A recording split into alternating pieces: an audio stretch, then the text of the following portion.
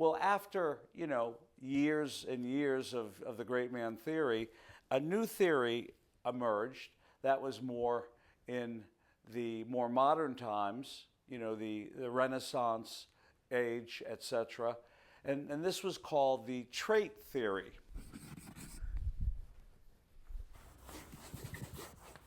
This theory explained that leaders had certain traits that made other people follow. In many ways, they were physical traits. They were traits that one was born with, but they weren't as mystical and mysterious as they were tangible. For example, tall people were naturally more drawn to leadership positions. We've all heard the expression, I look up to him, right? I look up to her. Well, that originated from the fact that people were taller. And so that gave them a trait that prepared them better for leadership. Also, thinness. Some people might cruelly describe overweight or fat people as somewhat lazy or undisciplined, right? We know there might be physiological reasons for that, but in any event, someone who was thin and athletic, muscular, they had the traits that seemed to be geared toward leadership. Something like a square jaw, round faces were not considered as leadership oriented. They might be pleasant to look at, but they weren't as leadership. Deeper voices, people who had a deep voice, they sounded more authoritative. Even if you think about modern day radio, there are certain people who have a good speaking voice audibly on a radio show or on a television show, and others who may sound high-pitched and squeaky, which doesn't lend itself toward wanting to listen to and follow. Another aspect, too, was full hair.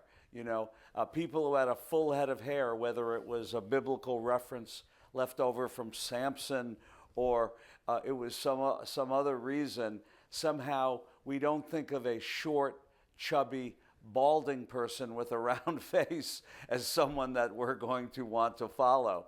So back then, before we knew any more, it became a subject of physical traits. Who looks the part? Who is handsome and authoritative and strong and virile? And so those were the qualities that became necessary for physical traits. And of course, a lot of this corresponded to the study of philosophy. When we talk about the great man theory, we talk about people studying astronomy or physics or medicine. Those were the studies of sciences, but they weren't really studying behavioral sciences back then. It took the Renaissance for the kind of era of psychology to emerge. And they also studied what kind of traits that leaders had with regard to their own self-knowledge. Someone who was very knowledgeable about themselves was someone that we would want to listen to.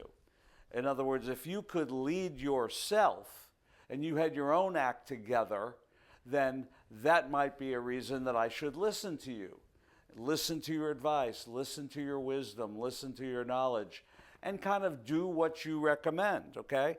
So they had to be wise, and wisdom starts with self-knowledge, right? I think it was Socrates who said, know thyself, okay? When I teach college classes, I a lot of times tell my students that the very first job they have in school is to know thyself before they have to know any of the subject matters. So that's an important self-knowledge, self-awareness, self-consciousness. Also, though, you want to be able to do that with honesty and integrity. You don't want to be someone that's trying to fool yourself, deceive yourself. You don't want to be someone who's delusional about yourself. It would be like me saying, oh, I could be a professional basketball player because I love basketball. No, I'm too damn short. So hopefully I know my limitations with regard to sports, and leaders know their limitations with regard to their own honest and integrity type virtues. Obviously, you had to be smart. You didn't necessarily have to be the smartest guy in the room. As a matter of fact, the intellectual geniuses maybe are a little bit too smart for their own good. They might be unrelatable with regard to other people being able to understand them and take their advice. So you might have the genius type folks working in the lab on a scientific experiment. Creativity. A lot of times in life we have problems that need solutions. We need to generate alternative solutions. And so if you think about coming to a leader, asking them for advice, you might have a problem and you want to hear their recommendation as to what you do to that problem. And so having that creativity ability is something that was very helpful. Confidence, self-efficacy, you want to have the trust that you can solve these problems and that you can not be flustered or stumped or stymied. And optimism. I think one thing about traits of leaders is that they are can-do kind of people. They think that problems are just opportunities to be solved, and they are sure that there is nothing that can't be accomplished if we put our mind to it.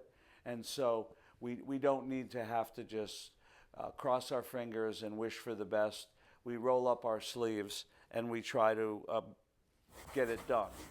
Well, thanks very much for watching. We hope you enjoyed the video. If you like what you heard, please give us a like. If you'd like to see more of these sessions, please subscribe. And if you would like to see the full video, just click on this link right here.